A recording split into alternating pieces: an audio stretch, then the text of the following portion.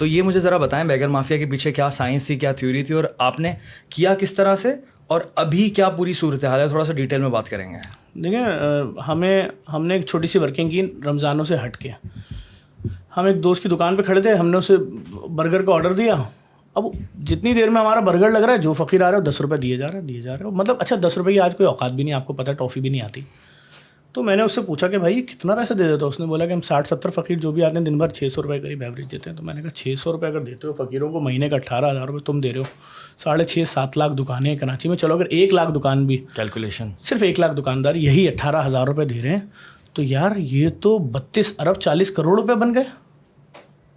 पूरी कैलकुलेशन की मैंने, इसके ऊपर बड़ा सोचा। मैंने कहा या अल्लाह, ये 18,000 मल्टीप्लाई बाय 12 ये फिगर, और इसको अगर 1 लाख दुकानों से निकालते हैं तो 32 अरब तो इन फ़कीरों को दे रहे हैं, जिनको लेकर भी गाड़ियाँ आती हैं, जिनको लेकर भी गाड़ियाँ जाती हैं। फिर जब मैं रोडों पे निकला, मैंने देखा एक बच्चा मुझे मिला आयशा मंजिल पे, उसका हाथ कलाई के पास से कटा हुआ था और किसी ने हाथ से सिलाई की हुई थी और खून टपक रहा था और इतना हाथ और सड़ चुका था, काला हो गया था, ये अब यहाँ से मज़ीद कटना है। मैंने उससे बात की, भाई तुम क्या कमाते हो? तो उसने बोला कि भाई आदमी ने कि मैं कमाता हूँ पर डे 1,000 रुपये भीख मांग के। मैंने कहा ये बच्चा किसका है? क्या मेरा बच्चा है। मैंने कहा ये कितना कमाता है? कह रहे चूँकि इसका हाथ कटा हुआ है 1,500 पर डे कमाता है, 45,000 महीना। बीवी अलग बैठी हुई थी, इमोशनल टच आ गया ना। हाँ भाई, आपकी गाड़ी में आप हंस रहे हैं, अचानक मुंह इधर करें, कोई अपना हाथ लेके खड़ा और खून बह रहा उसके अंदर से, देखा नहीं वो यूं करके कमीज उतार के अपना हाथ बाहर निकाले होते हैं, कटा हुआ। Good observation, yes. तो मालूम हुआ वो जो फैमिली एक चौरंगी पे आयशा मंजिल पे खड़ी थी, जिसके 3 बच्चे थे, बीवी थी और बाप, सिर्फ वो महीने के 3.5 लाख रुपए कमा रहे हैं वहाँ से। अच्छा, ये पैसा कहाँ जा रहा है? पूरी माफियाज हैं। आप खुद सोचें, अगर आप कोरंगी से जब जाते हैं, सफ़र करते हैं, कॉजवे से गुजरते हैं, तो उधर बीच में मुख्तलिफ स्पॉट्स पे ऐसे फ़कीर बैठे होते हैं जिनको देख के आप दहल जाएँ।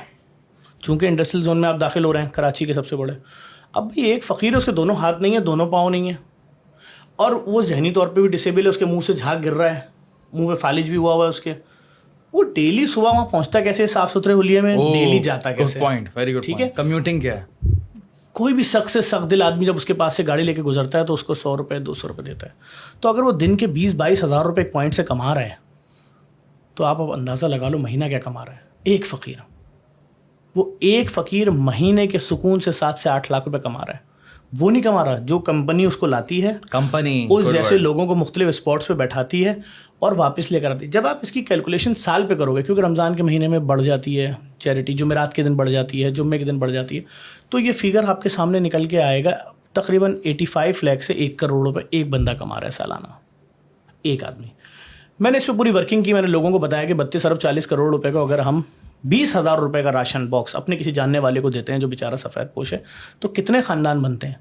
तो मालूम हुआ 16 लाख कुछ हज़ार बन रहे हैं ख़ानदान, जिनको हम 20-20 हज़ार रुपये का राशन दे सकते हैं। मैंने कहा छोड़ो, एक दफ़ा क्यों दें, अगर हम पूरे साल 12 महीने देते हैं तो कितना आ रहा है? जब उसको 32 अरब 40 करोड़ को डिवाइड किया तो 1,32,000 ख़ानदानों को हम 20,000 रुपये का राशन पूरा साल दे सकते हैं। कि तेरी तनख्वाह 40,000 रुपये, ये 20,000 का राशन सपोर्टिंग आपको दे दिया भाई। अब आप राशन की तरफ से टेंशन फ्री हो जाओ, मकान का बिल, बिजली का बिल, बच्चों की फ़ीसों की परवाह करो। तो मतलब इतना बड़ा नुकसान हम शेयर में कर रहे हैं, और वो भी उन पे कर रहे हैं कि जो हमारे मोहल्लों में रेकी कर रहे हैं, जिनको रोज़ आने की टाइमिंग पता है, इनके घर में शौहर ऑफिस कब जाता है, बीवी घर में कब तनाव होती है, घंटी किस घर की ज़्यादा बजाएंगे तो गुस्से में आके पैसे ही देंगे, नहीं देंगे तो हमने हिलना नहीं है इनके चबूतरे से। बस कैलकुलेशन होती है पूरी। हाँ हाँ सही है। हाँ हाँ, आप मुझे बताओ ना यार कि इनकी ये ज़िंदगी कौन सी जी रहे हैं? मोबाइल इनके पास निकलेगा, आपको हर खबर से बाखबर होते हैं। आप देखिए 25 फ़कीरों ने मुझे नाम लेके गालियाँ बकी हैं, जो लोगों ने मुझे टैग किया वीडियोज़ में। उनको कैसे मालूम ज़फ़र कौन है? क्लियर कह रहा है फ़कीर कि ज़फ़र ने हमारा धंधा बर्बाद कर दिया है, खुदा इसको पूछेगा, खुदा इसको बर्बाद करे, खुदा ये कर। बात ये कि एक सिस्टम है पूरा।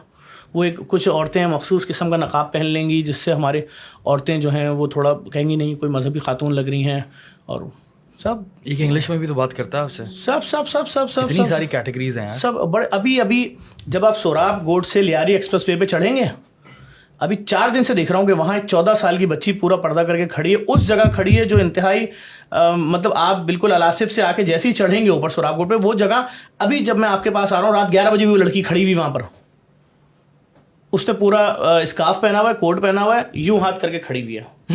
मैंने उससे पूछा, हाँ मैंने उससे पूछा ना, मैंने उससे बोला कहाँ से आई हो, तो मुझसे कहने लगी कि मैं पंजाब से आई हूँ। मैंने कहा ये यहाँ तुम्हें बेटा किसने छोड़ा है? मैं खुद आई हूँ। किस लिए आई हो? मुझे कुछ पैसों की ज़रूरत है। अब ये बात किए हुए 15 दिन हो गए, डेली खड़ी हो रही है वहाँ के, और पीछे मर्दों का एक हुजूम है।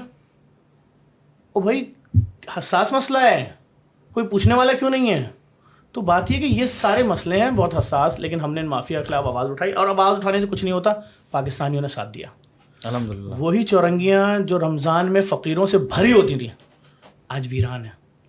हमारे दरवाज़ों पे जुलूस आते थे फ़कीरों के, आते थे नहीं आते थे, लोगों ने गलियों के अंदर फ़कीरों को पकड़ा है, बोला भाई तेरे दोनों पाँव नहीं है, मैं देख रहा हूँ वीडियो, देख रहा हूँ, दोनों टांगे निकल आएंगे। हाँ, वो चल रहे फकीर लानत देके जा रहा है, यूं कर रहा लाना, अबे किसको लानत दे रहा है, तेरी टांगे आगे दुआ दे। बच्चे का सर फटा हुआ है, तो जो वो है ना बैंडेज बनी, बैंडेज हटाए तो कुछ भी नहीं था, बर्नॉल लगा हुआ था, बर्नॉल लगा के ऊपर वो, ताकि जला हुआ है।